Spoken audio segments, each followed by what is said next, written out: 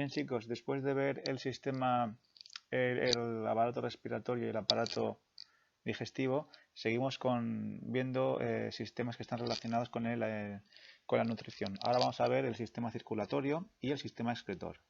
El sistema circulatorio, habría que empezar diciendo que a nuestras 60 billones de células no llega una pequeña arteria, una pequeña vena a cada una de ellas, sino que las células están rodeadas de un líquido, ¿vale? Un líquido semitransparente, este que veis aquí, ¿vale? Que se llama líquido extracelular, ¿de acuerdo?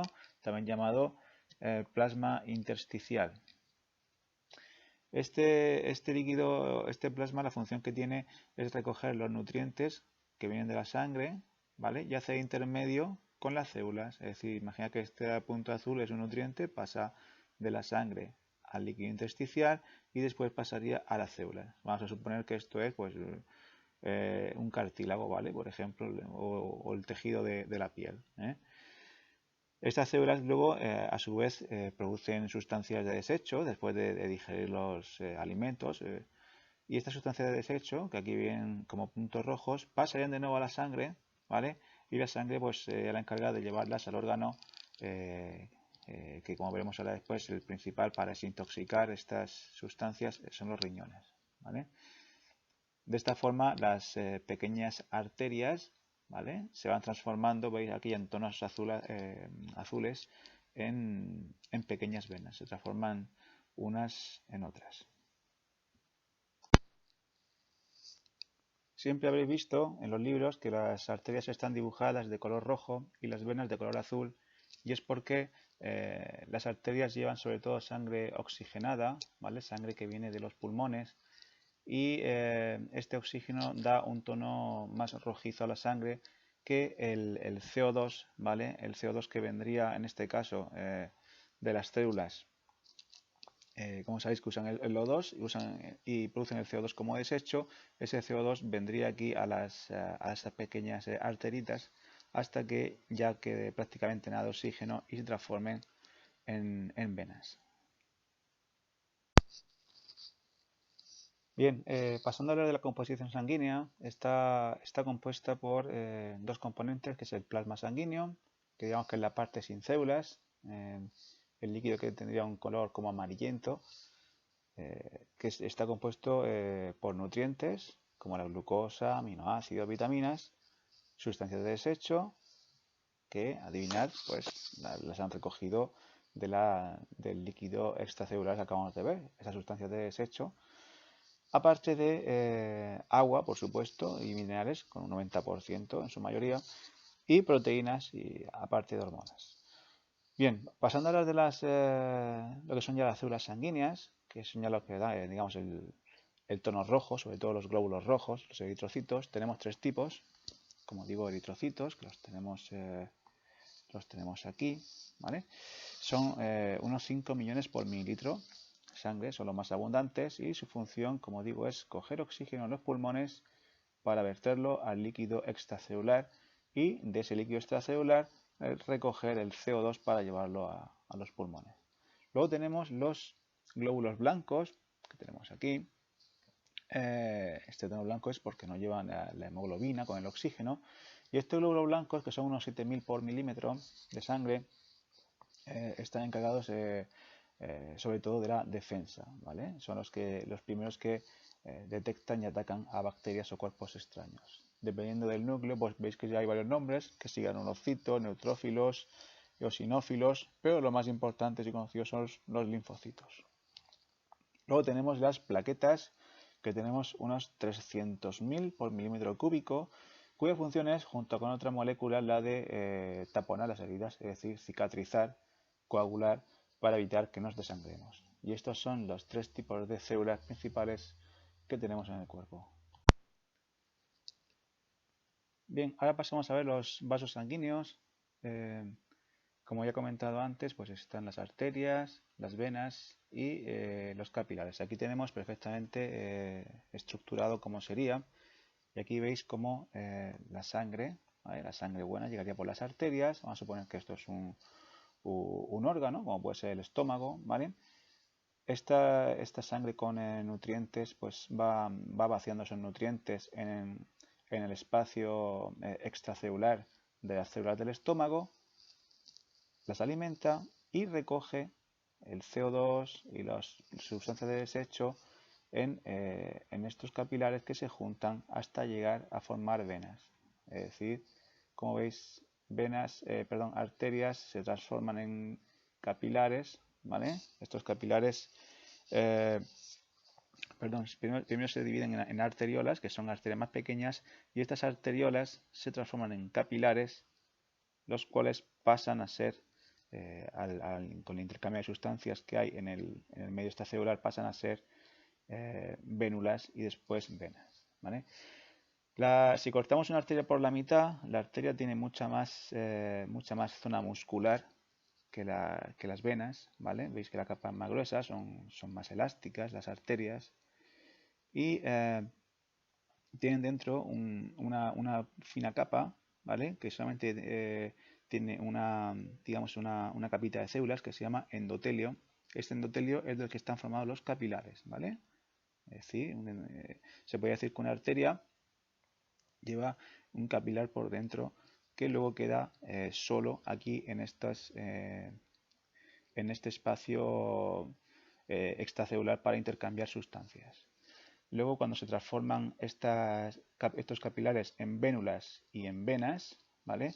Estas venas llevan ya la sangre de vuelta al corazón, ¿vale? Como veremos después, para que el corazón las envíe a los pulmones para volver a oxigenarse. Estas venas tienen una característica que es esta, veis aquí, esta pequeña válvula que evita que la sangre vuelva, que retorne hacia abajo. Bien, ahora pasamos a hablar del corazón. El corazón, como veis aquí, en este dibujo que es el más sencillo, es una cámara formada por es un órgano formado por dos cámaras principales, la parte derecha y la parte izquierda, y además cada una de estas partes está dividida en una cámara superior o aurícula y una cámara inferior o ventrículo en cada una de las mitades, ¿vale? El corazón tiene también una gruesa capa de músculo que se llama el tejido miocárdico, el miocardio, ¿vale? Que es un tejido, es un músculo fuerte, incansable. El corazón late unas 100.000 veces al día. Y por la parte de fuera tenemos lo que se llama el pericardio, ¿de acuerdo? Y en la parte de dentro, en contacto con la sangre que llega del resto del cuerpo, tenemos el endocardio.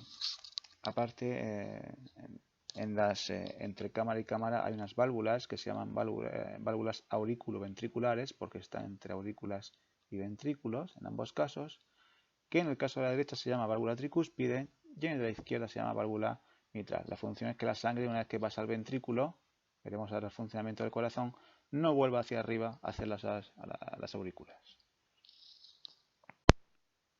Bien, seguro que habéis oído hablar de lo que es de la sístole y la diástole. Bien, la sístole no es ni más ni menos que la contracción del músculo cardíaco, y la diástole es la relajación. Tenemos dos tipos de sístole, ¿vale? Aquí abajo tenemos el esquema. Tenemos la sístole atrial, en la cual las aurículas, ¿vale? Son las que se contraen, la parte superior, e inyectan la sangre hacia las partes inferiores, hacia los ventrículos, ¿vale? Esta es la sístole auricular, perdón. Luego tenemos la sístole ventricular, que en este caso lo que se contrae son los ventrículos, como tenemos aquí. En este caso ya tenemos las válvulas auriculoventriculares cerradas para que la sangre no vuelva a las aurículas, y esta sangre, al contraerse, el corazón ya sale presionada, sale con bastante presión hacia dos arterias. En el caso del ventrículo izquierdo, hacia la arteria aorta, y en el caso del ventrículo derecho, hacia la arteria pulmonar. Como regla, para que os acordéis, tenéis que recordar que todo lo que sale del corazón son arterias y todo lo que entran son venas. Luego tenemos la diástole, que es cuando el corazón se relaja, que en este caso lo que hace es que las aurículas vuelven a llenarse de sangre y vuelve a empezar el ciclo. No obstante, vamos a verlo en un vídeo que tengo aquí y se verá mucho mejor en movimiento. Bien, en este vídeo hace un pequeño resumen de cómo funciona el corazón. Como veis, la sangre entra al corazón, la sangre mala, entre comillas, sin oxígeno, a través de las aurículas por dos venas cavas, ¿vale? La superior y la inferior. Después la sangre pasa por la válvula tricúspide, la sangre oxigenada regresa a la aurícula izquierda por las venas pulmonares.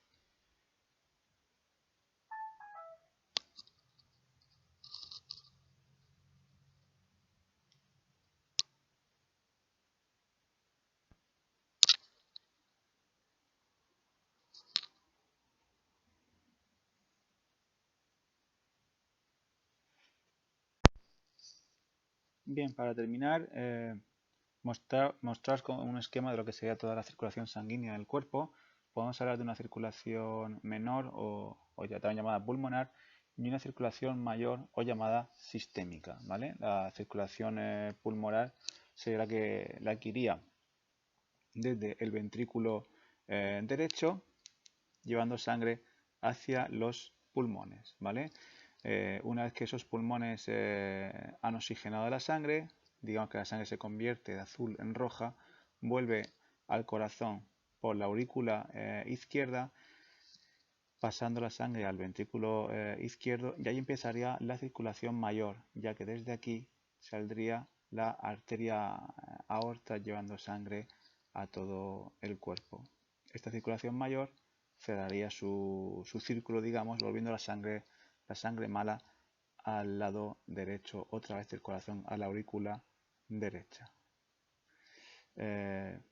Para que veáis un pequeño resumen, os pongo ahora un vídeo, ¿vale? Que va a ser muy ilustrativo. También mirad cómo, pues eso, la sangre azul que sale de cada órgano,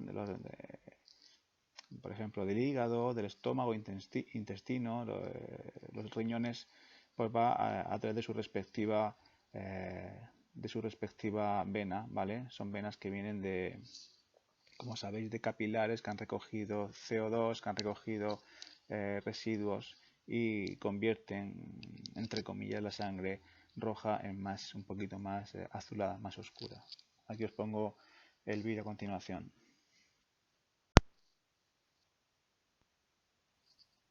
El corazón es un órgano muscular del tamaño de un puño que está situado en el centro del pecho, ligeramente a la izquierda. El corazón está dividido en dos partes, derecha e izquierda. Esta división evita que la sangre rica en oxígeno se mezcle con la sangre pobre en oxígeno. Juntos, corazón y vasos sanguíneos forman el sistema cardiovascular, que distribuye sangre y oxígeno por todo el cuerpo. El corazón bombea hasta 5 litros de sangre por minuto, y late alrededor de 100.000 veces al día, lo que hacen un total de 35 millones de latidos al año. La sangre pobre en oxígeno, sangre azul, regresa al corazón tras haber regado el cuerpo. La cara derecha del corazón se compone de aurícula y ventrículo derecho, recoge y bombea la sangre hacia los pulmones a través de las arterias pulmonares. Los pulmones renuevan la sangre con oxígeno fresco tornándola de color rojo. La sangre rica en oxígeno, sangre roja, entra en la cara izquierda del corazón, compuesto por aurícula y ventrículo izquierdo, y es bombeada hacia la arteria aorta para suministrar oxígeno a los tejidos. El corazón posee 4 válvulas que le permiten controlar la circulación sanguínea. Las válvulas tricúspide, mitral, pulmonar, y aórtica. Estas funcionan como barreras que solo se abren en un único sentido cuando son forzadas a ello. Cada válvula se abre y cierra una vez por latido, más o menos una vez por segundo. Un corazón se contrae y relaja al latir. La contracción se denomina sístole, y la relajación diástole. Durante la sístole, los ventrículos se contraen forzando a la sangre a dirigirse hacia los pulmones y el resto del cuerpo, de igual forma que haríamos con una botella de ketchup. El ventrículo derecho se contrae ligeramente antes que el izquierdo. Durante la diástole, los ventrículos se relajan y se llenan de sangre procedente de las aurículas, dando pie a que el ciclo se repita de nuevo. El corazón también necesita nutrirse, las arterias coronarias se ramifican en capilares que cubren la superficie del corazón. En esta imagen se aprecia la red de vasos sanguíneos que riegan el corazón con sangre rica en oxígeno. El corazón, a su vez, tiene conexiones nerviosas que le permiten mantenerse latiendo. Los impulsos eléctricos empiezan en lo alto de la aurícula derecha y se propagan por conductos especializados hacia los ventrículos, transmitiendo la señal para bombear.